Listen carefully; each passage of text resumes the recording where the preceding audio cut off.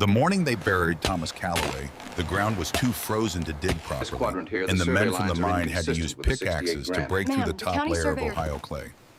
Wren stood at the edge of the hole they eventually made and watched them lower her husband into it. And she thought You about the certainly fact earned that your the keep. earth had resisted giving him back just as stubbornly as the mine had resisted giving him up. 3 days after the collapse, when they finally reached the section where Thomas and 4 other men had been working, there was nothing left to argue about. The earth had made its decision. Wren made hers standing right there at the graveside with Della pressed against her left hip and Coop asleep against her right shoulder, his small chest rattling faintly with the cold he'd had since October. She would not stay in Columbus. The decision wasn't grief, though. Grief was present in everything she touched for months afterward. It wasn't pride, though. The neighbors had already begun the particular kindness that felt like pity wearing a Sunday coat. It was mathematics. Thomas had borrowed against the house to cover the bad season of 1885, then borrowed again when the mine cut wages in the spring of 1886. The numbers on the paper the bank man laid out on her kitchen table 2 weeks after the funeral were clean. Simple final. After selling the furniture, the horse, the teaching materials she'd accumulated over 8 years in the schoolroom, the good dishes her mother had sent from Pennsylvania when she married Wren Calloway would have enough to pay what was owed purchase. 3 train tickets west and arrived somewhere new with $11 in her coat pocket. She spent 4 evenings reading the government pamphlets about the Homestead Act before she chose Nebraska. The pamphlets were written by men who had never farmed anything full of phrases like boundless opportunity and fertile promise. But between those phrases were the actual numbers, and the numbers told a different story than the words did. 160 acres free to anyone willing to live on it for 5 years and make improvements. The catch was that all the good land, the flat, black-soiled prairie within reasonable distance of water, had been claimed by men who arrived earlier. What remained in Harlan County by the winter of 1886 was the difficult land, the broken land, the land that required something beyond ordinary stubbornness to make workable. Wren had read enough to understand she was choosing difficulty. She chose it anyway. The train from Columbus took 2 days and smelled of coal smoke and other people's food. Della sat with her back perfectly straight for most of the journey, watching the landscape change through the window, with the focused attention she brought to everything, cataloging what she saw in a small notebook Wren had saved from the school supplies before selling the rest. Coop slept across both their laps for long stretches, his breathing easier in the dry car air than it had been all autumn in the damp Ohio house. Wren watched her children and calculated. $11 minus the connecting fare from the junction to Dustfall would leave her $8.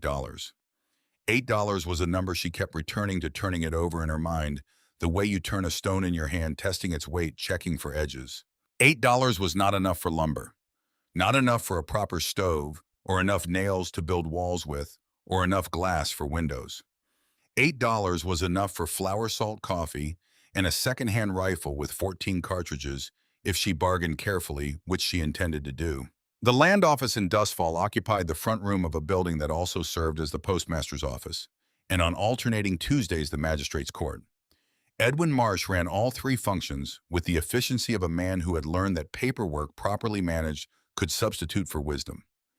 He was 50 years old, wore a collar so stiff it appeared to be holding his chin up by force, and looked at Wren Calloway the way a man looks at a document submitted in the wrong format.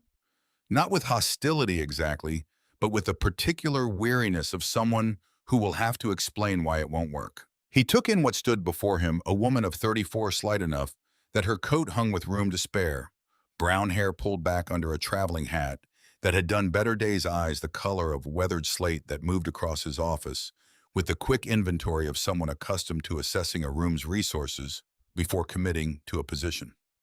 She did not look like she was asking for anything. She looked like she was conducting a transaction she had already decided to complete. The land available was Rimrock Bluff. Marsh spread the county map across his desk and pointed to a section marked in the northeastern corner with diagonal lines indicating terrain too broken for cultivation. A chalk formation, he explained. Limestone outcroppings, no agricultural value. Previous claimants had surveyed it, rejected it, moved on to sections with actual soil. The Homestead Act made no promises about the quality of what it offered, only its existence. 160 acres of rock and chalk bluff, free if she wanted it. Wren studied the map. The bluff ran along a ridge above the county's flatland, which meant it was elevated, which meant it drained well, which meant it wouldn't flood. Bitterwater Creek passed 3 miles south, which was far but not impossible. She thought about the chalk. Limestone stayed dry.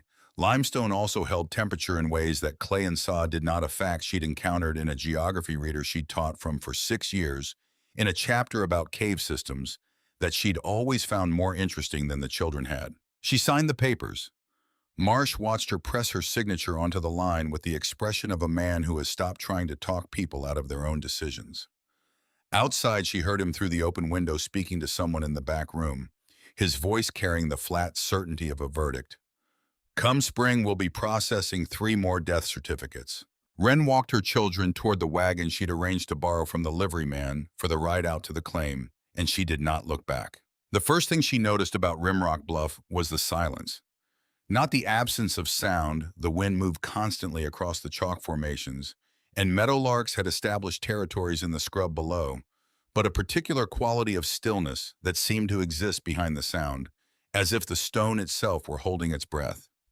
The formation rose 40 feet above the surrounding plain, pale and layered, scored by a century of rain, into ridges and channels that caught the late afternoon light and threw shadows in shapes that changed as the sun moved.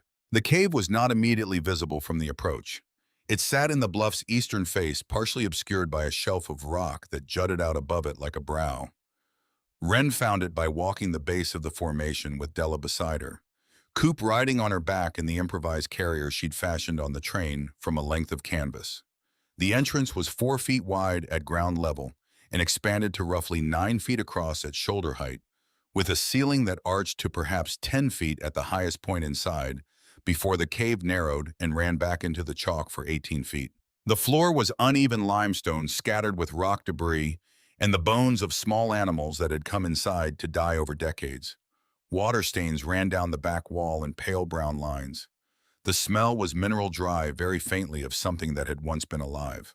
Coop sat down at the entrance, immediately picked up a small curved bone, and held it up for examination. Della walked to the back of the cave, placed both palms flat against the wall, and stood there for a moment with her eyes closed, the way she did when she was paying attention to something she couldn't name yet. It was August. Outside, the prairie was baking under a sun that had been relentless since June. The temperature in Dustfall's general store, which Walt Pryor kept shuttered to preserve his stock, registered 91 degrees on the thermometer nailed beside the door. Inside the cave, the air was cool against Wren's forearms, where she'd rolled her sleeves to the elbow. Not merely shaded. Cool in a way that didn't vary from the entrance to the back wall, cool in a way that felt structural rather than incidental. She put her wrist against the limestone. It was the temperature of the water in a deep well. She stood there longer than she needed to. Something was forming in the back of her mind, not yet a plan, more like the beginning of a question, whose answer might change the shape of every other question she'd been carrying since Columbus. Coop appeared at her elbow, pressing the small bone into her hand with the ceremonial seriousness of a person making an offering. She took it, closed her fingers around it, thanked him with the gravity the gesture deserved. The borrowed wagon had to go back to Dustfall the following morning. Wren unloaded her supplies, the flour sack, the coffee tin, the salt, the rifle wrapped in oilcloth, the blankets, the canvas sack that held their clothing, and stacked them against the cave wall in the order she would need to access them. She worked quickly, establishing the logic of the space before the light changed. Della helped without being asked, moving items with the silent competence that had always made her seem older than 8 years warranted. Coop sat in the entrance with his bone collection growing around him. That night, lying on a blanket spread over the uneven limestone, with both children asleep against her sides, Wren began to calculate. 1 quart of firewood equaled 128 cubic feet. The memory was precise. She'd taught the unit conversion twice a year in the arithmetic lessons, using the woodshed behind the schoolhouse as the practical example. A cord stacked 4 feet wide by 4 feet high by 8 feet long. Weight between 3,000 and 4,000 pounds, depending on the species of wood, with dense hardwoods at the heavier end, and cottonwood, which was what grew along Bitterwater Creek, considerably lighter. 8 cords was the standard estimate for wintering a cabin in Nebraska. She had read this in 2 separate homesteading guides, seen it confirmed in letters printed in the Columbus paper from settlers who had survived their first winters and wanted to warn those who came after. 8 cords minimum for a properly built cabin with a good stove. She was sleeping in a cave with no stove. 8 cords was approximately 28,000 pounds of wood. She weighed 115 pounds. She could carry realistically 40 to 50 pounds per trip. Bitterwater Creek was 3 miles south. 6 miles round trip per load. 28,000 pounds divided by 50 pounds per trip was 560 trips. 560 trips multiplied by 6 miles was 3,360 miles of walking, not counting the cutting, the splitting, the stacking. She would need to complete this before the first heavy snow made the creek impassable, which in Nebraska typically occurred by late November. It was currently August. The numbers didn't close. No matter how she arranged them, subtracted for optimism, added hours to the day, the numbers described something impossible. She lay in the dark cave listening to Coop's breathing, still slightly raspy, slightly wet, and she did not allow herself to panic because panic burned energy she could not afford to replace, but she held the impossibility in her mind and turned it slowly, the way you turn a problem in arithmetic that refuses to resolve, looking for the error in your own assumptions. The error, when she found it, took 3 nights. She had been calculating for a cabin for a space that started at whatever the outdoor temperature happened to be and had to be raised to 65 degrees using only fire. The standard assumption. Every guide, every letter, every experienced homesteader's advice rested on that same baseline: you were fighting the whole gap between outside and inside. But the cave was 54 degrees. She had measured it by leaving the tin coffee mug filled with water inside the cave and checking it morning, midday, evening. The temperature of the water didn't change. The cave didn't warm during the day or cool at night. It held 54 degrees with the consistency of a natural law, because that was what deep limestone did. It absorbed the Earth's own geothermal steadiness and reflected it back, regardless of what the air above ground was doing. If the cave held 54 degrees in January, and it would, the same principle that kept it cool in August would prevent it from dropping further in winter, then she didn't need to heat a space from 0 degrees to 65. She needed to close the mouth of the cave, create a sealed interior space, burn enough wood to raise that space from 54 degrees to something livable. The gap she was fighting was 15 degrees instead of 65. She sat up in the dark, careful not to wake the children. The arithmetic changed entirely. The amount of wood required to maintain 15 degrees of difference in a small sealed space was a fraction of what a cabin needed. She began estimating volumes. The cave mouth was roughly 9 feet wide and 10 feet high. If she sealed it with a curved wall, not flat curved because a curved structure under compression was stronger than a flat one, and created an interior antechamber perhaps 8 feet deep, the volume of air she'd need to heat was approximately 700 cubic feet, small enough that a fire the size of 2 cupped hands might hold 60 degrees for hours. The question was what to build the wall from. She had $8 a cave and whatever she could find within walking distance. She taught from a geography reader in Columbus that had a chapter on structures built without conventional materials. She remembered a photograph in that chapter, a dome-shaped dwelling, the caption reading, "Wiki Up Apache, construction, bent sapling frame, natural covering." The structural principle was ancient and simple flexible poles driven into the ground, bent toward each other at the apex, lashed where they crossed. The dome shape distributed stress along the curve rather than concentrating it at joints, which was why it was stable without nails, without mortar, without any of the conventional fasteners that required money. Willows grew along Bitterwater Creek. Willows were flexible enough to bend without splitting if you soaked them first. She had a hatchet she hadn't bought yet, but intended to the cheapest one in the Dustfall hardware section, 78 cents, and she had time if she used it without waste. The covering was the remaining problem. She could cut willow withes for the frame herself. She could drive them into the limestone floor.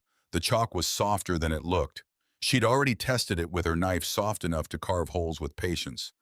But covering required something wind-resistant, something that would stop the cold from threading through, and she had no hides, no lumber, no canvas to spare from what she was using for bedding. She thought about the alley behind Walt Pryor's general store. She'd seen it when the wagon passed on the way out of town, a heap of discarded tins cans from preserved goods, the detritus of a store's operations that nobody had any use for. Tin flattened overlapped like roof shingles wired to a willow frame. It wasn't insulation, but it was a wind barrier over a sealed limestone cave that held 54 degrees was something entirely different from a wind barrier over open prairie. It would work. She held the idea up in the dark and looked at it from every angle she could imagine, testing it against what she knew about heat transfer from the schoolroom lessons, against what she'd observed about the cave's temperature behavior, against the basic structural logic of compression arches. It held. The gaps in her reasoning were real but fillable. The materials were available. The labor was enormous but calculable. The numbers closed. She lay back down next to Coop, pulled the blanket up over his shoulder where it had slipped, and for the first time since Thomas went into the ground, allowed herself something that was not quite hope, but was adjacent to it. The particular calm that comes not from certainty, but from having a plan that makes sense. She was in Dustfall by first light with Della and Coop walking alongside her on the 9-mile road that was more track than rode two-wheel ruts in short grass prairie that wandered slightly with the terrain, but arrived at Dustfall reliably if you followed it without deviation. Walt Pryor's general store occupied the largest building on Dustfall's single commercial street. Pryor himself was already behind the counter when Wren pushed the door open, a man of 52, whose belt was doing significant work and whose fingers were stained a permanent amber from the pipe he kept going from opening to closing. He looked at Wren, looked at the children, looked back at Wren. She told him what she needed: flour, salt, coffee, and the rifle in the case on the back wall with the card reading, "Used works fine, $3.50. She'd already seen it through the window on the way past. She asked about ammunition. 14 cartridges came with it, Pryor said. She said she'd take it. She counted out the money while he watched. Then she asked about the tin cans behind the store. Pryor's expression shifted through several phases: surprise, calculation, then the particular satisfaction of a man who has decided something confirms what he already believed. He walked her to the back door and showed her the pile. 2 years of tin accumulation, cans of every size from oysters to tomatoes, rusted on the outside, some crushed heaped against the building's back wall in a mound that reached Wren's shoulder. He'd give her every one, free. He'd add whatever the hotel could spare. He laughed as he said it, not the laugh of a man genuinely amused, but the laugh of a man establishing a social position relative to someone he considers beneath him. You know what people are already saying about you in this town? The widow woman who's going to live in a cave.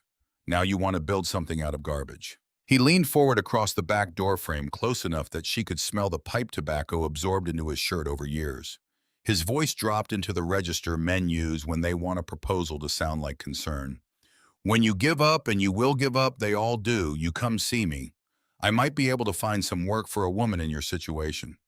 Something that'd keep you and those children fed until you could afford a ticket somewhere sensible. He smiled, showing teeth that had not benefited from regular attention. And when that day comes, you remember I told you so now. Wren looked at him for a moment. The tin cans were behind him. The rifle was wrapped in its oilcloth under her arm. I'll take the cans, she told him. She left with the supplies she'd budgeted for the rifle and the arrangement that she'd come back with the canvas sack twice a week to collect whatever tins had accumulated. Pryor watched her go from the doorway with the expression of a man who has made a private wager with himself and is confident about the outcome. He was already thinking about that bluff parcel, about what chalk limestone could fetch from the construction suppliers in Arapahoe, about how long a woman alone with 2 children and $8 could hold a homestead claim before the land reverted to public domain and became available for a man with actual resources to file on. He did not think it would take long. Walking back along the track toward Rimrock Bluff, Della matched her pace without complaint. Coop lasted 2 miles before his legs gave out, and Wren shifted the canvas sack of supplies to one shoulder and carried him on the other hip, the rifle slung at her back. The weight was not comfortable. She walked with it anyway, her gray eyes fixed on the pale line of the chalk formation visible against the sky ahead. The thing that everyone else had rejected becoming, with each step, more specifically hers. Ezra Dunmore found her 4 days later. She heard the horse before she saw the rider. The chalk formation carried sound in odd ways, and the steady beat of hooves on dry ground reached the cave mouth, while Dunmore was still a dark shape coming from the east. He rode a bay mare that moved with the economical gait of an animal that had covered a great deal of Nebraska ground without hurrying. The man in the saddle was 58 years old, his family Scottish by origin, but Nebraska by 2 generations of birth and labor, with a face that whined and squinting, had worked into deep creases, wearing a coat that had been good once and was still functional, which was all it needed to be. He did not dismount immediately. He stopped the horse 20 feet from the cave entrance and studied the situation the way an experienced man studies terrain, noting the approach, the shelter quality, the resource situation, the vulnerability. Then he looked at Ren with a direct assessment of someone who has learned that looking away from difficult things doesn't make them easier. His voice when he spoke was measured. "You're the widow from Ohio." Not a question. He'd already confirmed it somewhere along the line, probably at the land office. She said she was. He dismounted, walked to the cave entrance, stood just inside with his hands on his hips, and looked at the limestone walls, the uneven floor, the water stains, the children's blankets folded in the back. He stood there longer than most people would have. Then he turned around and his face carried an expression Ren had not seen before, but understood immediately, the face of a man delivering a verdict he takes no pleasure in, but won't soften out of false kindness. Ezra Dunmore had been in Nebraska for 9 years. He had survived 9 winters in Asadi 3 miles east. He had watched 2 men freeze in blizzards and 1 family starve when their crops failed in succession. He understood the arithmetic of prairie survival in the way that only experience creates understanding, not from reading, but from having made the calculations with his own survival as the variable. He told her what she needed: 8 cords of firewood minimum, 200 pounds of preserved food, a proper structure with insulated walls. He said it without cruelty, laying it out, item by item, the way you lay out the components of a repair job before starting. This is what the problem requires. These are the parts. This is the labor. Then, "I've seen men with twice your resources give up by Christmas. A woman alone with children living in a limestone hole." He paused, making sure she was hearing him. "You won't make it to spring." Della had gone very still beside the blanket pile. Coop was outside with his stones. Ren thought about the calculations she'd been running for 4 nights. 8 cords versus 15 degrees of temperature differential.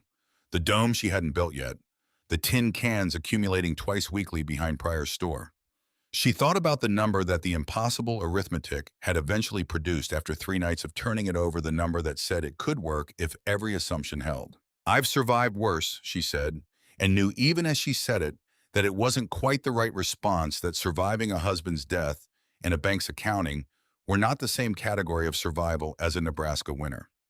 But the alternative was explaining a plan that didn't exist yet, in physical form only in her head, and she had learned in 8 years of teaching that explaining something you haven't demonstrated yet is the weakest possible argument. Dunmore looked at her steadily. "Have you cut 8 cords of wood by yourself?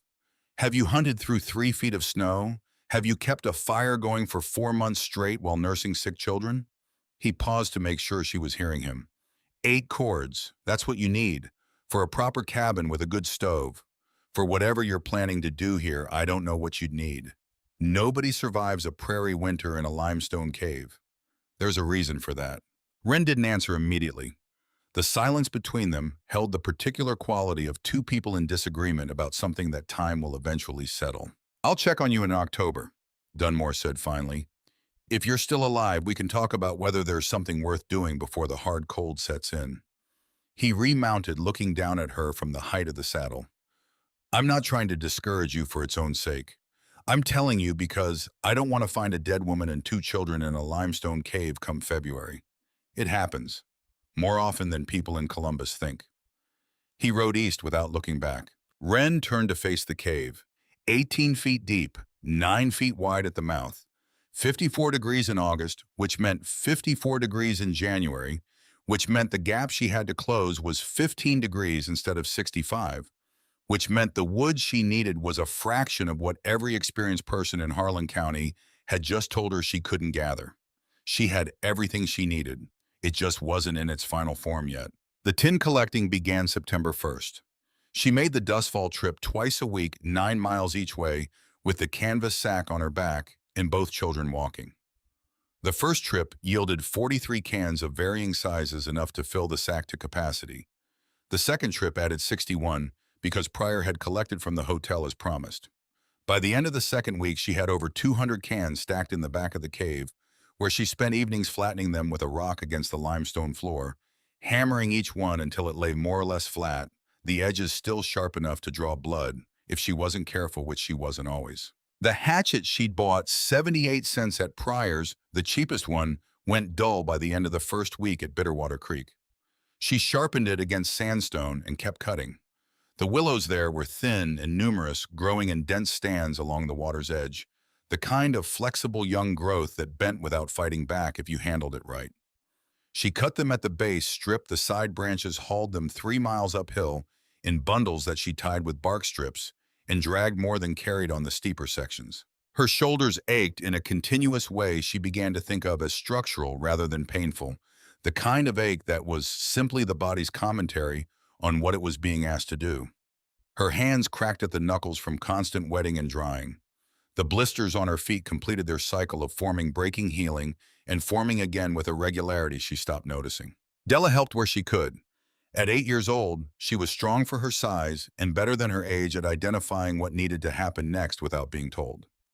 She handed tools, fetched water, kept track of Coop, while Wren wrestled with willow bundles or worked the flattening rock. She didn't complain about the thin suppers, dried beans cooked in creek water, flour biscuits.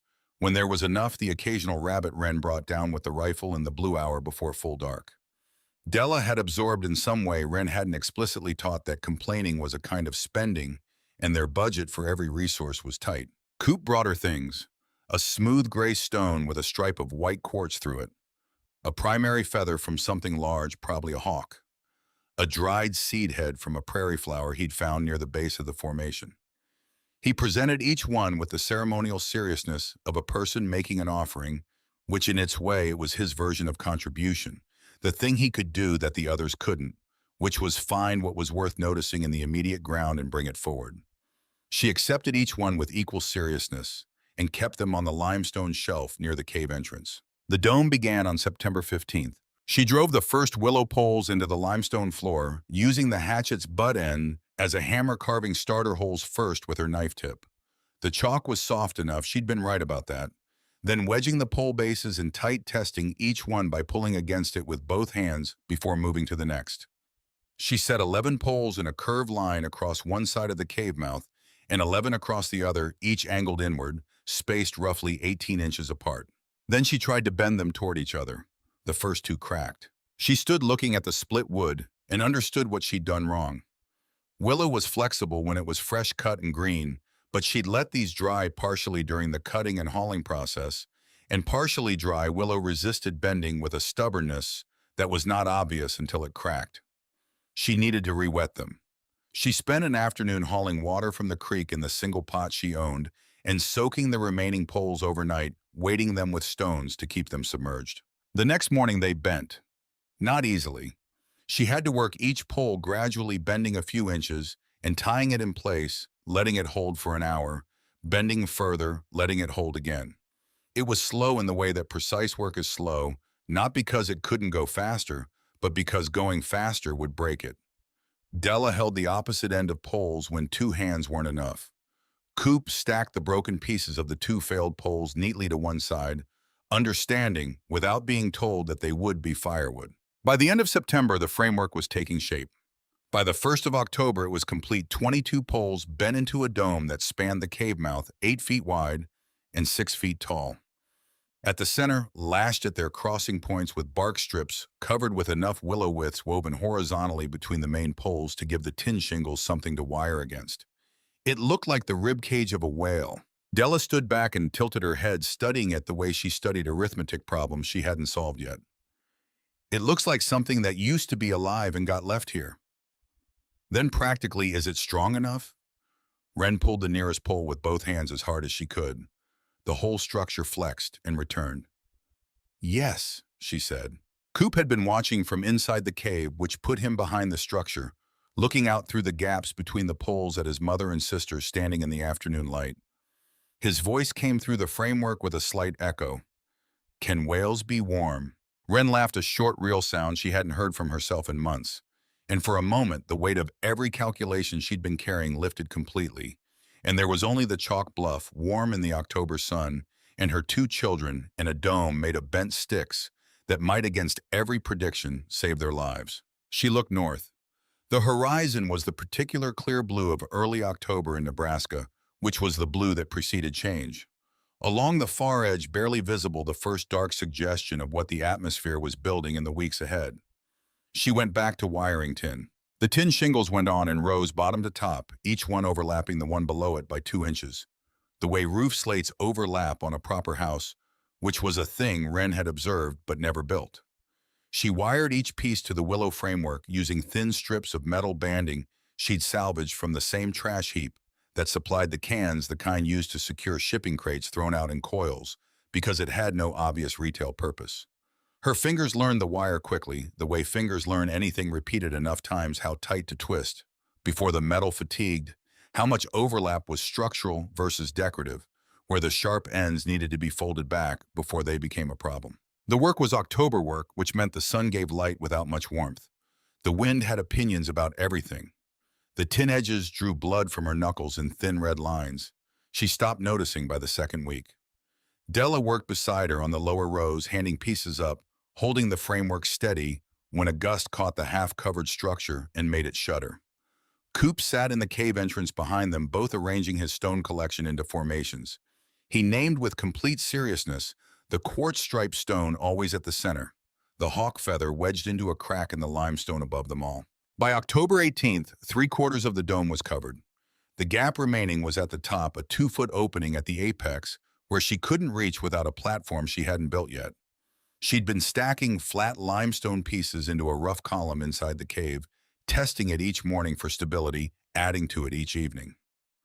On the morning of October 19th, she climbed it before first light reached the gap, with arms stretched full overhead, wired the last 4 pieces into place in the dark, by feel rather than sight, and came down when the sky was going gray in the east. She pulled the canvas door, a doubled section of her original tarp, fitted to a frame of lashed willow across the entrance.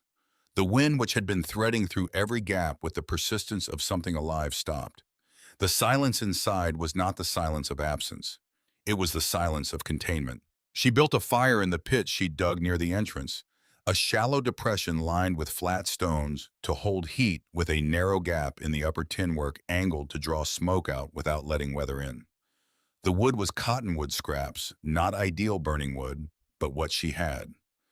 The fire caught slowly, then settled into a steady, small flame, no larger than both her fists pressed together. She sat beside it for an hour, watching the temperature of the air change around her in a way she could feel on her face before she could measure it. Then she pressed her palm to the limestone wall. The rock was warm. Not fire warm, not the aggressive warmth of something recently heated, but the deep, slow warmth of thermal mass doing exactly what thermal mass does.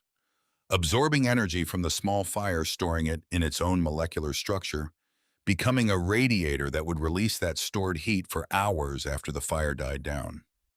The cave was behaving like an oven turned inside out, the heat source small, the walls doing the real work of distribution. Her thermometer was a glass tube she'd bought for 11 cents at the Dustfall store, the kind used for preserving marked-in increments rough enough to give estimates rather than precise readings. She'd suspended it on a strip of bark near the center of the space, away from direct fire influence. It read 61 degrees. Outside, the wind was measuring 38. Wren looked at the gap between those two numbers and understood with a certainty that didn't require celebration that the arithmetic had worked. Ezra Dunmore arrived 3 days later, just as she'd calculated he would. He'd said October, and it was October, and he was the kind of man who did what he said. He circled the completed dome twice before saying anything, testing the tin with his knuckles, pulling at the framework, where it met the cave walls, examining the mud and dried grass chinking she'd packed into the perimeter seam with her fingers. The chinking was not beautiful. It was lumpy, inconsistent in depth, the color of dried creek mud, which was what it was. It held. Dunmore stepped inside. She'd lit the fire before his horse appeared on the eastern approach, wanting to show him the space in operation rather than in theory. He stood in the center, hat in hand, looking at the thermometer, feeling the ambient warmth against his face. He pressed his own palm to the limestone wall the way she had 3 days earlier, and held it there longer than she had, as if double-checking the information. 58 degrees. He was reading the thermometer. With that fire, the fire was the size of a man's fist. He turned to face her, and she could see in his expression a man doing what honest men do when the evidence contradicts their experience. He was updating. Not dramatically, not with any performance of being proven wrong, but steadily, the way a careful mind adjusts when the numbers come back different than expected. The idea is sound, he said. and she could hear that the admission had cost him something, not pride exactly, but the comfort of a settled view of how things worked on a Nebraska winter. In theory, the cave holds its temperature. A small space is easier to heat than a large one. The pause before what came next was the pause of a man finishing his honest accounting before delivering the number that matters. How much wood do you have? Her stomach tightened before she answered. A quarter cord, perhaps a third. He didn't repeat it back to her. Repetition would have been theatrical, and he wasn't theatrical. He just looked at the wood pile stacked against the cave wall, then at the calendar in his head, then at her, and his face said everything that needed saying without saying it. From his saddlebag, he produced a canvas sack, dried venison, dense, dark enough protein to carry them through October if she rationed by weight rather than appetite. Then he told her he had cottonwood scraps from a fence repair, a quarter cord's worth, which he would bring if she would trade labor in the spring planting. Not charity. Exchange. The distinction mattered to him, and she respected that it did. She accepted before he finished the sentence. Then he said what she hadn't asked him to say but needed to hear. Walt Pryor asked me last week whether you'd survive to November. He wasn't asking because he was worried about you. He's been watching the county records on that bluff parcel. If your claim lapses, he wants to file within the day. She'd known. She'd felt it in the way Pryor's courtesy had a watchful quality beneath it, the way a man is polite to something he expects to become his eventually. Hearing it confirmed changed nothing about what she was doing, but it sharpened the stakes into a point she could feel in her sternum when she breathed. Dunmore left. She watched him go, then turned back to the dome, which was holding 60 degrees in mid-October, with a fire that would barely warm a man's hands. She went inside, sat down on the limestone floor, pressed her back against the warm wall, pulled her knees to her chest, and let herself hold all of it at once for exactly 5 minutes, the insufficient woodpile, the calculating man in dustfall, the winter that was building itself on the northern horizon, with the patient industry of weather systems that did not care what they destroyed. Then she got up. Coop's cough began the first week of November. She recognized it before she wanted to. Not the dry catch of a cold, not the sharp sound of something caught in a small throat. This was deeper, wetter, the sound of lungs working harder than they should to move air through passages that were narrowing. She'd heard it once before, not from Coop, but from Thomas in the first winter of their marriage when he'd come home from a week of night shifts in the mine, with fluid in his chest that the Columbus doctor had taken 3 months to clear. Thomas had been 24 years old, healthy otherwise, and it had still been 3 months. Coop was 5. His chest had never been his strongest part. She didn't change her expression when she heard it.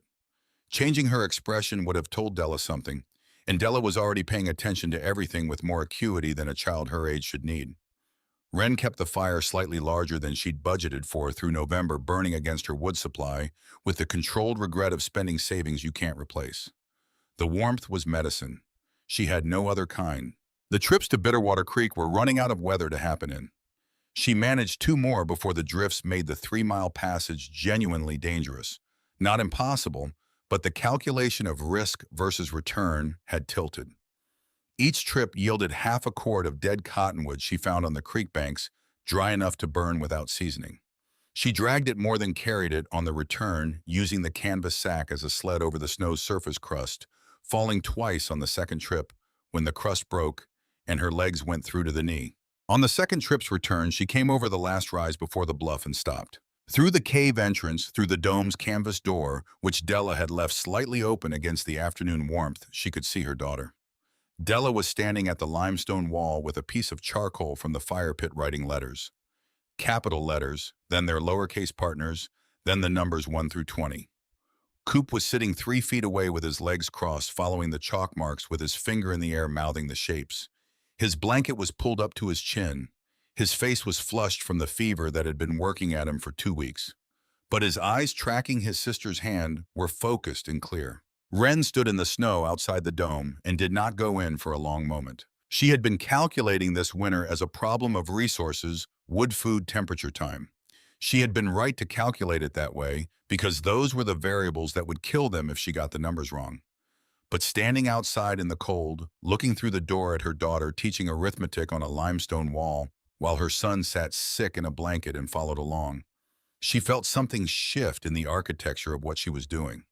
She was not only keeping them alive, they were keeping themselves alive in every sense the phrase could carry beyond the merely physical. She went inside. She did not say anything about what she'd seen. She set down the wood, built the fire up 2 increments, and started supper. Her total wood supply after the 2 November trips, adding Dunmore's cottonwood to what she'd gathered over the summer, came to 3/4 of a cord. She sat with the number for a long evening while the children slept. 3/4 cord, 6 to 8 weeks of hard winter remaining after Christmas. At her current burn rate, keeping the temperature in the dome between 58 and 62 degrees, she had wood for 4 weeks. Perhaps 5 if she let the fire drop to embers during the warmest part of each afternoon. The gap between 4 weeks of fuel and 8 weeks of winter was not closable by any physical means she had available. The drifts outside were chest high in the low places. The 3 miles to Bitterwater Creek might as well be 30.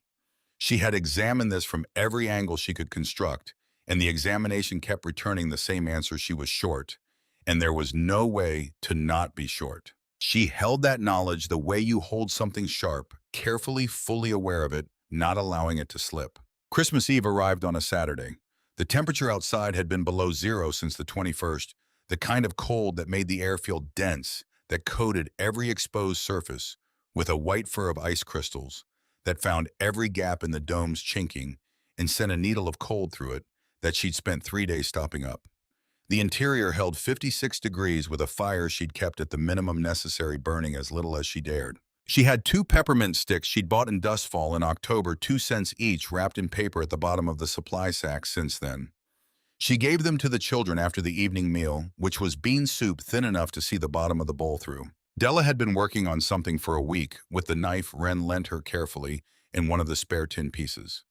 She produced it now from under her blanket, a rough star-shaped, 6-pointed, the edges bent slightly, where she hadn't been able to get them fully flat, the surface marked with the careful labor of a child's hands, working with tools made for adults. She'd punched a hole in one point with the knife tip. She looked at her mother, then up at the apex of the dome framework. Wren lifted her onto her shoulders.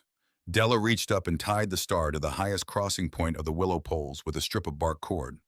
When Wren set her down and built the fire up slightly for the occasion, the star caught the light and threw small reflections across the limestone walls.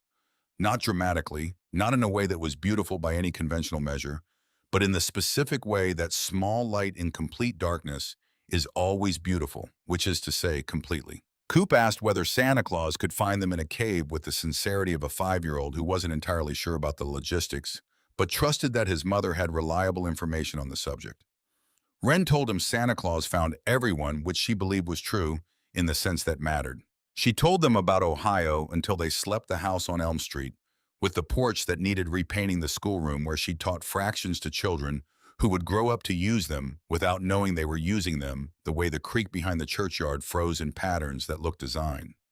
She told these things as stories rather than losses, because the distinction between the two was a choice she was consciously making every sentence.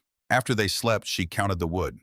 She rebuilt the number from the physical evidence in front of her, the stacked pieces, the loose fragments, the bark scraps she'd saved because bark burned well and longer than its volume suggested. She counted twice, converting to chord fractions in her head with the precision she'd developed over months of making this same calculation. The result was the same both times. 4 weeks of fuel, 8 weeks of winter remaining, possibly 10 if the spring ran late, which it did in Nebraska, roughly 1 year and 3. On December 28th, she found the last sheet of blank paper she owned, the back of the lading receipt from the train, and sat down by the fire after both children were deeply asleep. She wrote a letter to her sister Margaret in Columbus. She wrote the truth. She wrote that she had made a miscalculation she hadn't seen coming, or had seen coming and chosen to believe she could outwork, which amounted to the same error. She wrote that she had built something real, something that functioned against all the predictions of everyone around her, that the dome held heat in a way that still struck her as slightly miraculous when she thought about it in certain moods. She wrote that she was short on fuel by a margin she couldn't close from where she was standing, that Coop's chest was worrying her, that she was afraid in the specific way you're afraid when you've done everything right and the numbers still don't add up. She folded the letter once. She sat with it for a moment, feeling its weight, which was the weight of accurate accounting. Then she held one corner to the fire. She watched it burn from the corner to the center, to the edge, the paper curling as it went, the ink going first dark, then gray, then nothing. She held it until the flame reached her fingers, then set the last piece in the fire pit and watched it finish. The letter was true. True was not the same as useful. What she needed was not an accurate description of her position, she already had that. What she needed was to get up the next morning and do whatever the next morning required, which was what every morning had required since August, which was what every morning would require until the spring made the requirement different. She was afraid. She had been afraid since Columbus. Fear was not the problem. The problem was the wood, and the wood was a problem she had not yet exhausted every option on. She had not yet walked the bluff perimeter in the morning light looking for deadfall she might have missed under the snow. She had not yet tried burning dried grass packed between larger pieces to extend the burn time. She had not yet asked Dunmore directly whether he had anything beyond what he'd already offered. She got up from the fire and went to sleep. Mabel Greer came on January 8th. She arrived without Heinrich on foot, wearing a coat that had been patched in 4 places and boots that showed the stress of a Nebraska winter on Indiana-made leather. Her face was red from the cold, but held an expression Wren hadn't seen on it before, the expression of a woman who has reconsidered something and is prepared to say so directly, which is not a small thing for a woman of 42 who has been certain about most things for a long time. She didn't offer an explanation for coming. She stepped inside the dome, took off her right glove, pressed her bare palm to the limestone wall, and held it there for a long moment. The wall was giving back the heat it had been storing for 3 days of moderate fire. Not fire warmth, not direct radiant heat, but the deep, steady release of thermal mass functioning exactly as Wren had theorized it would in the dark of the previous August. Then Mabel looked at the thermometer. Then she looked at the fire, which was not large. "Our soddy holds 38 degrees on the worst nights," she said, her voice carrying the flatness of a woman reporting data she finds inconvenient. "Heinrich stuffs rags in every crack he can find, and we still wake up with frost on the inside of the blankets." She moved her hand slowly along the limestone wall, then looked at Wren directly. "I told you this was a toy. I told you it was a play structure. I told you it wouldn't hold." Wren waited. "I was wrong." The words came out level without apology's usual cushioning of qualifications and deflections, which made them more substantial rather than less. "You understood something the rest of us didn't bother to understand. I'm sorry I said what I said in September." It was the first apology anyone had offered Wren since arriving in Nebraska. She discovered she didn't know how to receive it, that she'd been so long in the position of defending her choices against dismissal, that genuine acknowledgement of error was a texture she'd lost the ability to process quickly. She thanked Mabel, meaning it, feeling the awkwardness of meaning something in front of another person, after months of keeping everything functional rather than felt. Mabel left with a promise to send Heinrich to talk about construction principles. She thought they might add something to the soddy using the same logic. Not a cave, they didn't have a cave, but perhaps a stone-lined interior wall that would hold and release heat the way the limestone did here. It would be less effective. It would still be better than rags in the cracks. Wren watched her start the trek back north, then turned to look at the woodpile. Still the same number, still the same gap. Mabel's acknowledgement had changed nothing about the arithmetic, which was its own kind of instruction, that being right about something was not the same as being safe, that vindication was not a resource you could burn for warmth. January 11th arrived warm. Not warm by Ohio standards, not warm in any absolute sense, but warm by the measure of what preceded it. 42 degrees by midday, with a brightness in the air that came from actual solar heating rather than reflected snow glare. The drifts softened at their surfaces. Water ran in thin channels down the chalk face. Coop's breathing had steadied through the last 2 weeks, the dome's consistent warmth having done for his lungs what warmth does, giving them the thermal support needed to clear themselves slowly. He was still thin, still easily tired, but the deep rattling had quieted to something closer to normal. She let them go outside after 3 weeks of confinement. They moved into the midday light with the stunned relief of people emerging from a long interior blinking, recalibrating the scale of the world. Coop found new stones almost immediately. Della stood with her face tilted up to the sun and didn't say anything for a full minute, just receiving it. Wren looked north. The warmth was wrong, too sudden, too complete, the kind of temperature swing that had appeared in a single context in the geography reader she'd taught from for 8 years. She remembered the passage about atmospheric pressure systems on the Great Plains, about the warm air pushed ahead of a major cold front, moving down from Canada, the way water is pushed ahead of a submerging object. The textbook had used technical language she'd simplified for the children. But what she remembered most clearly was the illustration of the pressure map and the caption beneath it: warm air in advance of a system is not a reprieve. It is the system's announcement. The old farmers in Ohio had called it the lamb before the lion. She looked at the sky above the northern horizon and saw what she was looking for. Not clouds have edges, layers, the organic irregularity of water vapor in motion. What was building along the northern horizon was a wall, flat-bottomed, dark, stretching from the eastern edge of her vision to the western without interruption, advancing at a pace that was deliberate.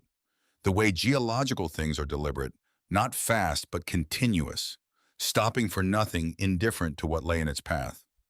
It was swallowing the stars along its leading edge as the light faded, replacing them with a solid darkness that had weight to it, that pressed against the sky it displaced. She brought the children inside while the temperature was still 38 degrees. She filled every container she owned with meltwater running off the chalk face, the cooking pot, both tin cups, the spare flour sack, sealed at its bottom with beeswax saved from a candle stub.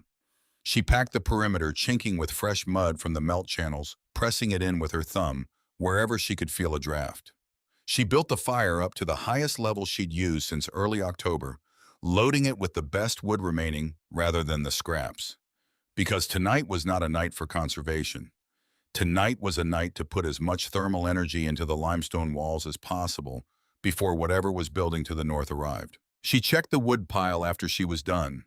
The pile looked back at her with the silence of a finite resource that could not be negotiated with. Della had been watching her move through these preparations with the attention of a child who has learned to read her mother's urgency the way a barometer reads pressure. Her voice when she spoke was quiet. "What's coming, Mama?" Wren looked at her daughter, 8 years old, thin from a winter of careful portions, with her mother's gray eyes and a composure that had been forged rather than inherited. She gave her the truth because Della had earned the truth by handling every previous truth without flinching. A storm, a serious one. Della looked at the dome walls, the sealed tin, the chinking, the fire. She assessed it the way her mother had taught her to assess arithmetic problems, not with fear, but with inventory, checking what was known against what was required. Then she looked back at Wren and asked the only question that mattered: will it hold? Wren put her hand on her daughter's shoulder. "The shelter will hold." She said it with more certainty than she had any right to feel, which was exactly the right amount of certainty to offer a child on the night before the worst storm in Nebraska's recorded history. At 11 that night, the wind began. Not gusting, not building from a lower level, simply present suddenly at full force, as though a door had been thrown open somewhere to the north, and all of winter had walked through it at once. The dome shuddered. The tin shingles, which had been silent for weeks, began their percussion against the willow framework, not the occasional ping of thermal expansion, but a continuous roar of metal flexing wire, straining the whole structure, expressing in sound the forces it was being asked to resist. Coop woke. His eyes went to the walls, which were moving in the way that a wall is not supposed to move, flex, and return with each sustained gust. Wren already had him before he could speak, already had her arms around him, already had Della pulled close on her other side. The temperature outside was dropping. She could feel it even inside, in the quality of the air near the canvas door, in the way the fire bent sideways when new gaps opened, in the chinking under wind load. She got up, Coop on her hip, and spent 20 minutes stopping new gaps with whatever was at hand: cloth strips, bark, the last of the mud from the interior bucket. Outside, in the complete dark, in the roaring white, nothing that was becoming the night of January 12th. 1888, other people were trying to reach safety. She did not know that yet. She was focused on the dome, on the fire, on the wood, on Coop's breathing. She was holding everything she could hold. The world outside this tin walls had its own accounting running, and it was not yet done with its work. The wind had been screaming for 2 hours when Wren heard something underneath it. She had been cataloging the dome's sounds the way a sailor catalogs a ship's sounds in a storm, learning which noises were structural complaint versus structural failure, which rattles were the tin expanding under wind load versus tin coming loose at the wire joints. The dome had its own vocabulary now, a language she'd been building since October, and she trusted her ability to read it. So when a sound appeared that didn't belong to the dome's vocabulary, she heard it immediately. A rhythm. Not the wind's rhythm, which was continuous and structureless. Something else, a pattern of impact. Brief silences, impact again. Deliberate. The sound of something hitting stone at intervals too regular to be debris. She pressed her ear to the canvas door, and the cold came through the canvas itself, the temperature differential so severe that the fabric had stiffened at its edges. The sound was to the left of the entrance, somewhere along the chalk face, close enough that it shouldn't have been audible through the storm, but was because the bluff channeled sound the same way it channeled wind, concentrating it at the entrance. Someone was outside. Wren looked at her children. Della was awake, sitting with her back against the warm limestone wall, feeding the fire with the precise economy she'd developed over months. A piece and watch it catch. Wait another piece. Coop was asleep against Della's side, his breathing audible but not alarming. The fever that had spiked at nightfall, sitting at a level Wren had decided was survivable rather than critical. The woodpile had perhaps 4 hours left at current burn rate. She took the clothesline rope, 40 feet of braided cotton she'd bought for 11 cents in September, tied one end to the base of the willow doorframe, with 3 half hitches wrapped the other end around her waist twice. Della watched her do this without speaking. Then Wren looked at her daughter. Keep the fire exactly where it is. Not larger. Don't open this door for anyone except me. Della's voice was steady in the way that things are steady when they have been tested enough times to know their own strength. Come back, Mama. Wren pulled the canvas door open and the storm came in like something that had been waiting for permission. The cold was not cold in any sense she had previous experience with. Cold in Ohio was a temperature. This was a physical force of pressure that hit every exposed surface of her face simultaneously and began its work immediately, the kind of work that doesn't hurt at first because the nerves shut down before they can report back. She was blind within one step. The white was not the white of snow in daylight.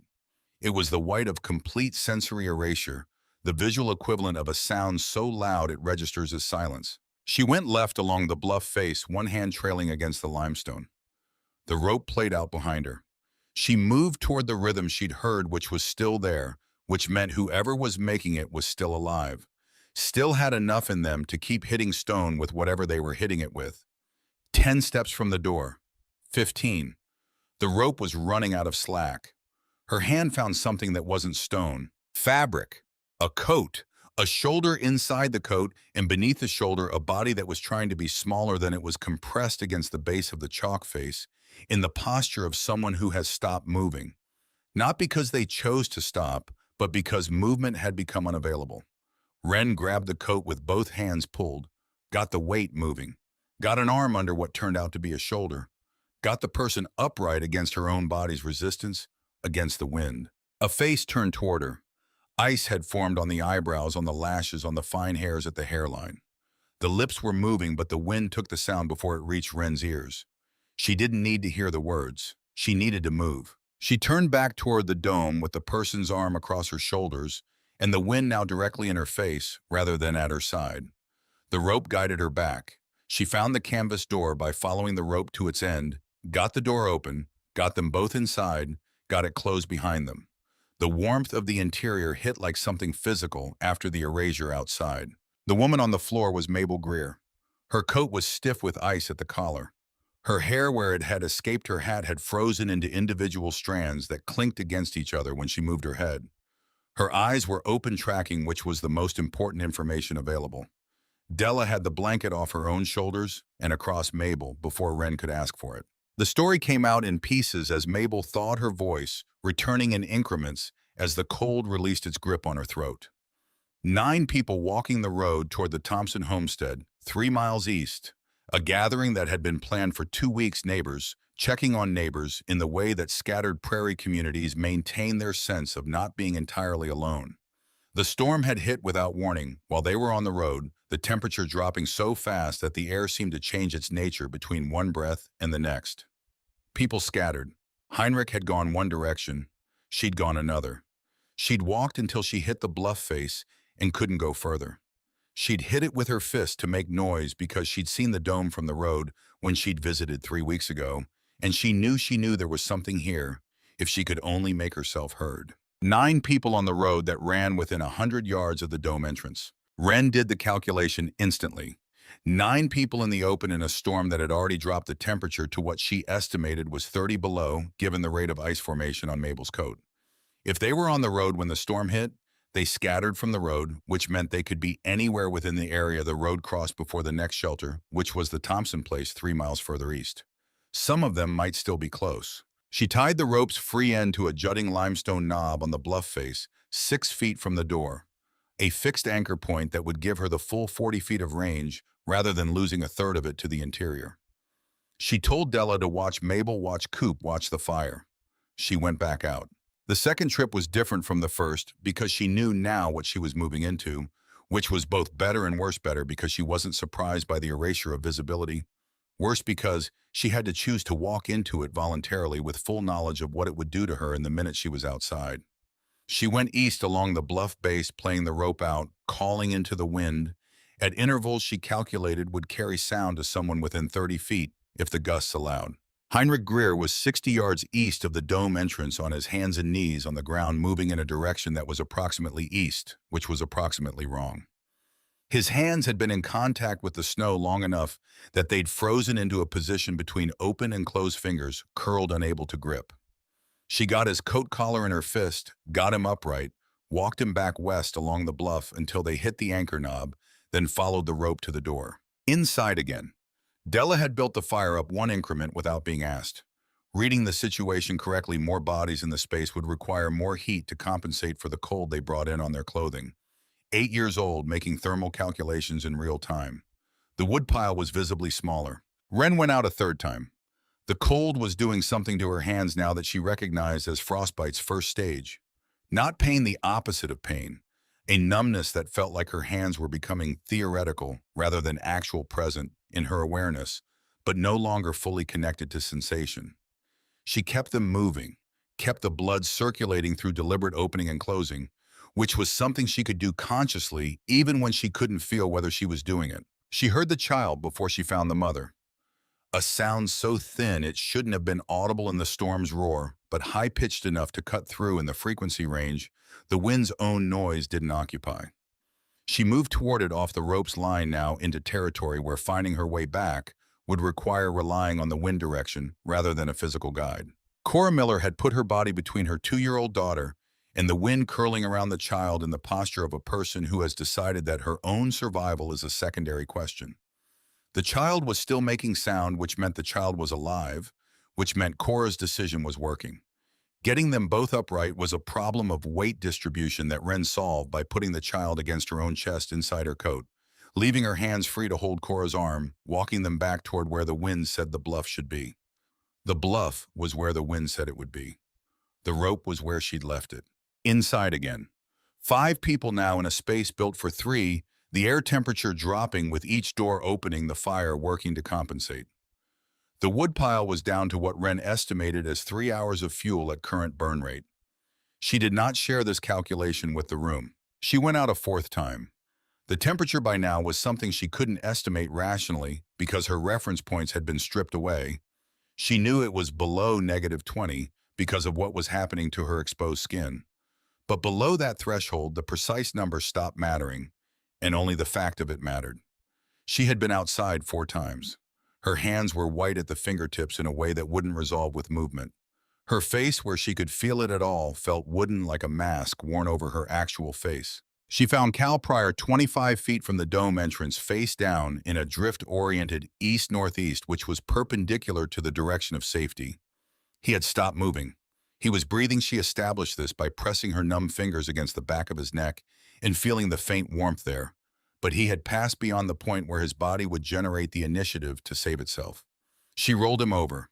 His face was the face of someone 17 years old who had been out in this for too long, the color wrong, the eyes closed. She knew who Sonny was. Walt Pryor's only child. The son of the man who had offered her tin cans with one hand while calculating the timing of her failure with the other, who had watched her walk out of his store with his refuse while already composing the paperwork he'd file when she was dead. She stood in the white nothing, holding the boy's coat, and paused for exactly the length of time it took her heart to complete one full beat. The pause was not cruelty, and it was not calculation. It was the momentary weight of what it means to help someone who belongs to your enemy, to refuse to let that belonging matter, when the alternative is a boy dying in the snow 25 feet from warmth.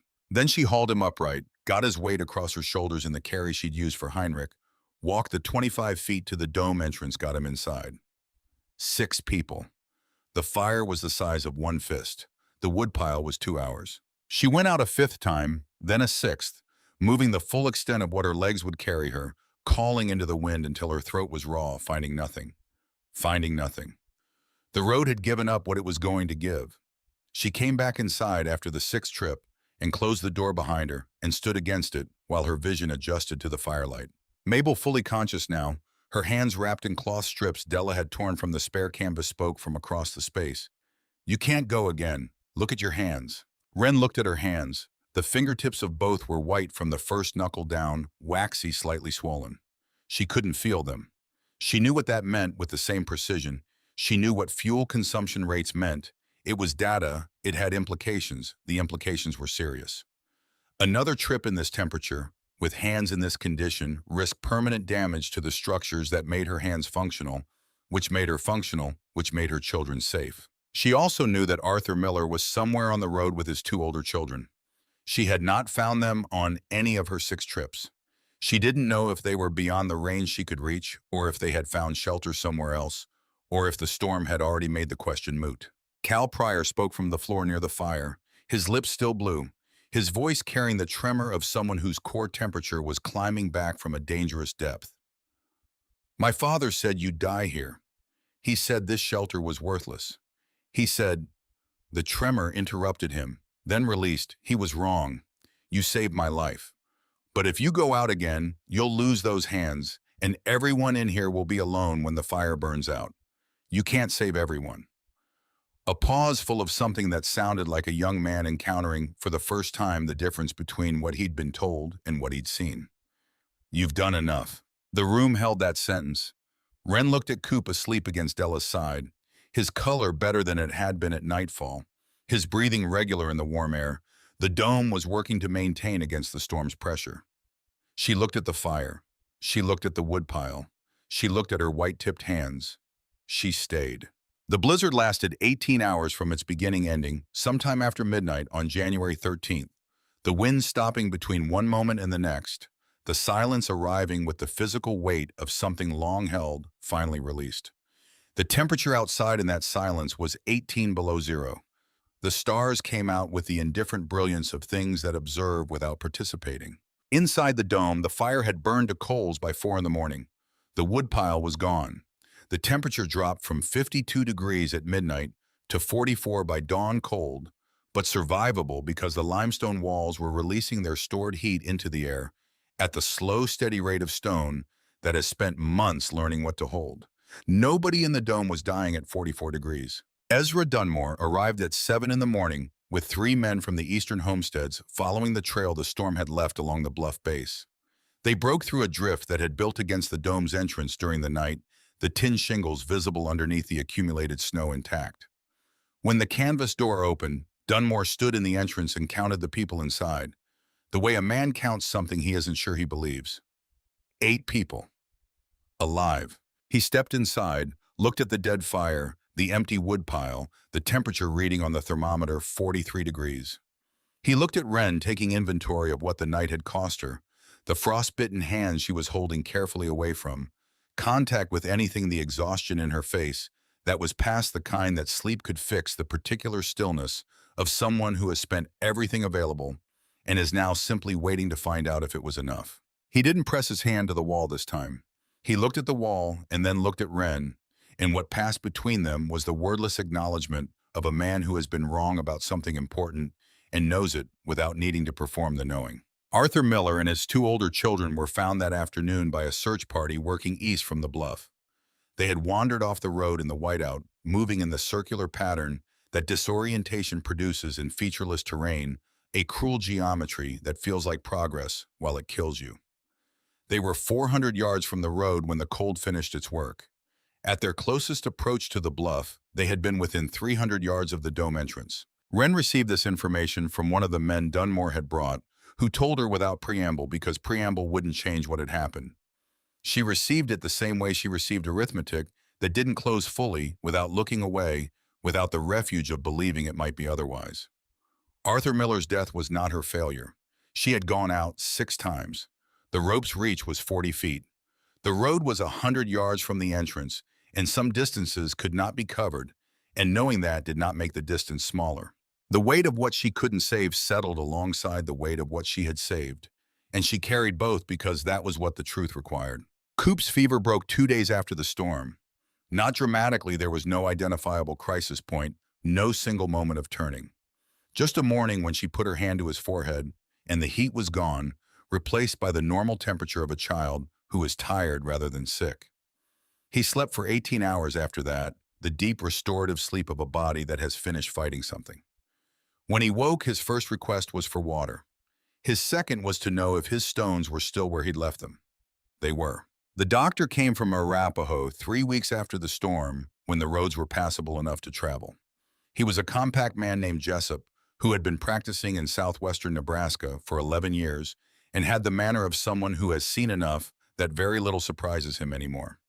He examined Coop with the thoroughness of someone who charges by the diagnosis, then told Wren that the boy had survived a moderate pneumonia, that the fact of his survival was attributable in large part to sustained warmth, that cold air in a pneumonia patient's environment was the primary complicating factor, that maintaining 60 degrees through the acute phase was in his clinical experience the difference between cases that resolved and cases that required intervention. He often couldn't provide in time anyway.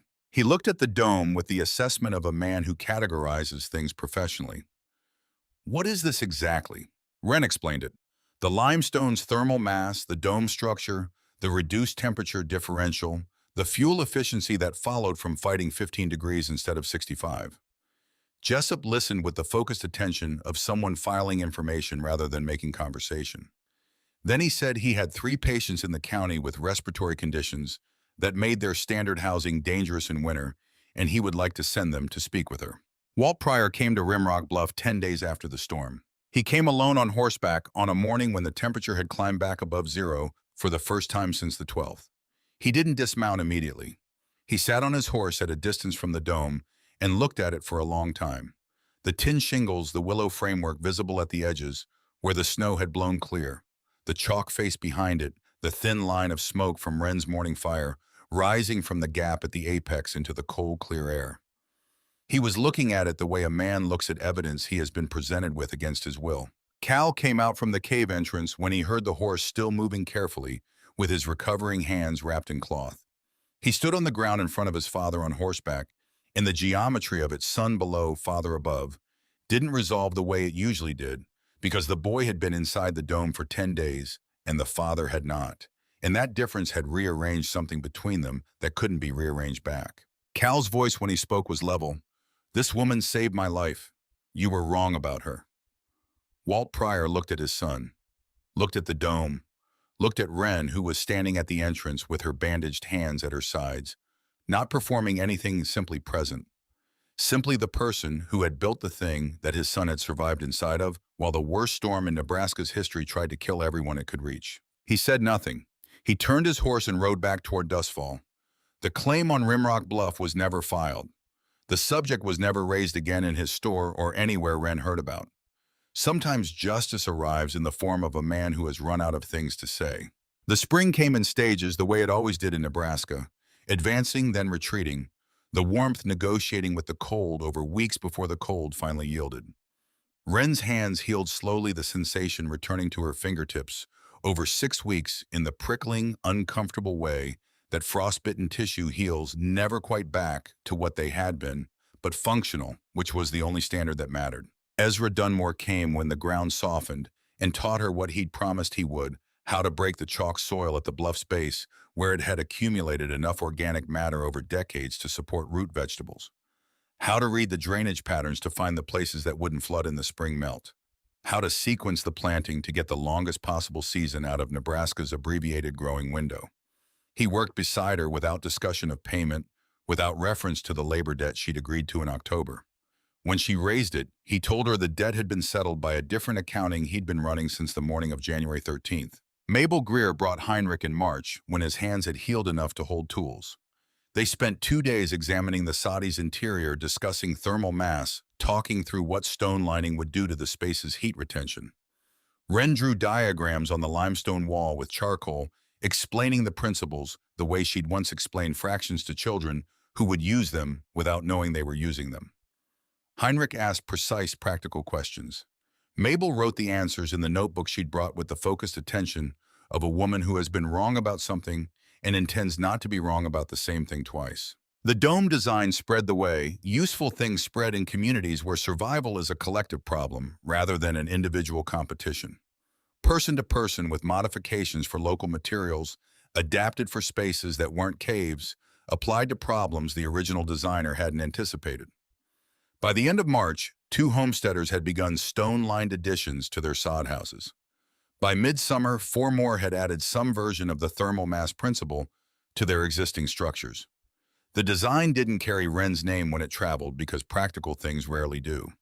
It carried only the logic of the thing itself, which was sufficient. She taught anyone who asked, refusing payment for the teaching, which confused some people who interpreted the refusal as either false modesty or strategic positioning.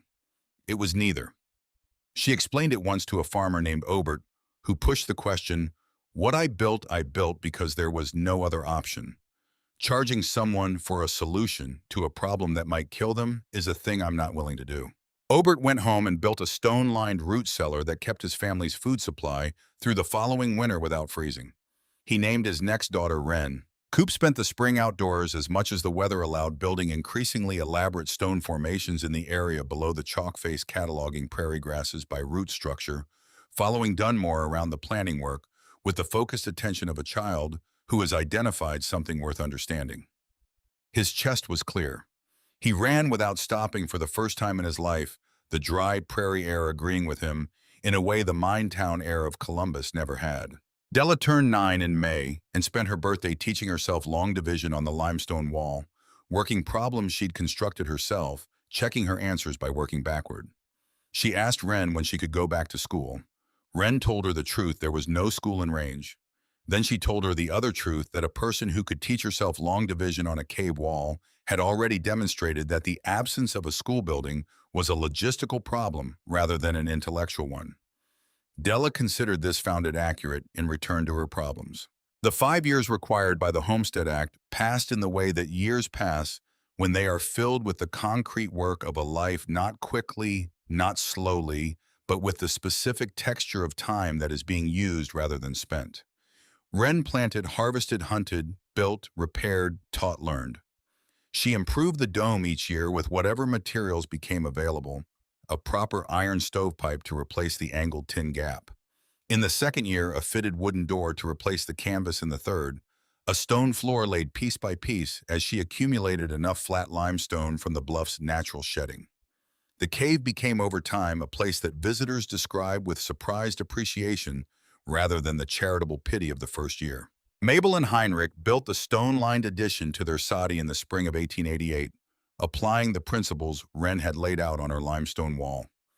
They named their first son, born that December, Cooper, after the boy who had coughed through the blizzard while his mother went out into it 6 times. Heinrich's frostbitten hands healed fully except for the tip of one finger on his left hand, which he lost to the damage. He considered this a reasonable accounting for what the night of January 12th had cost and what it had returned. Wren filed the final paperwork in 1892 in the same Dustfall land office where Edwin Marsh had watched her sign the original claim with an expression that anticipated her death. Marsh had retired. The new clerk processed the paperwork without ceremony, stamped it in 3 places, handed back her copy. Wren folded the paper twice, put it in her coat pocket, walked back out into the Dustfall street. She stood there for a moment in the autumn light, holding the paper that said the land was hers, the land that everyone had told her she couldn't survive on, couldn't improve, couldn't prove up, couldn't hold against a Nebraska winter with $8 and no one to help her. The land that had, in fact, held her. The land whose stone had stored warmth in its own structure and given it back slowly through the coldest night in the county's recorded history to the 8 people sheltering inside the thing she'd built from bent sticks and someone else's garbage. She walked home to Rimrock Bluff. The years after that were quiet in the way that years after a long effort are quiet. Not empty, not without difficulty, but no longer organized around the possibility of imminent destruction. The dome became a home in the fullest sense, which meant it accumulated the evidence of people living in it. Della's continuing arithmetic on the limestone walls now advanced enough that she'd moved to algebra and was corresponding with a teacher in Arapaho who had agreed to direct her reading. Coop's stone collection, which had outgrown 3 shelving systems and begun to be organized by geological type rather than size. The dents in the wooden door frame where the iron stove's flue pipe had been adjusted a dozen times to get the draw right. Wren Calloway died at Rimrock Bluff in 1919, in the cave where she had once held a feverish child while the worst storm in Nebraska's recorded history tried to find a way through the tin walls. She was 66 years old. Della was there, 40 years old by then, a school teacher in Arapaho who made the ride to the bluff every Sunday with enough reliability that the road between them had worn itself into a visible track. Coop was there, 37 years old, running a small cattle operation east of Dustfall on land he'd claimed in his own name when he turned 21. He still had the stone with the white quartz stripe, the first one he'd brought to his mother in the August of 1887, which he kept on the windowsill of his house for reasons he didn't explain when people asked and didn't need to. They buried her on the bluff's highest point, where the chalk formation met the open sky, where she had stood many times looking north to read what the weather was building. The grave faced south, away from the direction the bad things had always come from. The tin star Della had made on Christmas Eve of 1887 hung in the Harlan County Historical Museum beginning in 1923, when Della donated it along with a written account of the winter of 1887 to 1888. The star was tarnished by then, its 6 rough points bent from years of being moved and handled, the faint ghost of a pressed tin label still visible on one surface if the light hit it at the right angle, a remnant of what the can had been before an 8-year-old's hands and her mother's knife made it into something else. The card mounted below it read, "Christmas 1887, Rimrock Bluff, Nebraska. Made by a girl who understood what her mother knew: the earth keeps its own warmth. You only have to know how to use it." In a certain quality of afternoon light, the low oblique light coming through the western windows in the hour before the museum closed, the star still threw small reflections across the display case glass. Not far, not dramatically, just small points of light moving across the surface as people walk past, the way light moves across any reflective thing, the way warmth moves through stone that has learned to hold it. Slow, steady, longer than anyone who didn't know the physics would expect. The storm had passed. The star remained. The earth, as it had always done, kept its own temperature, patient, indifferent to the seasons above, it waiting for someone to understand what that patience was worth.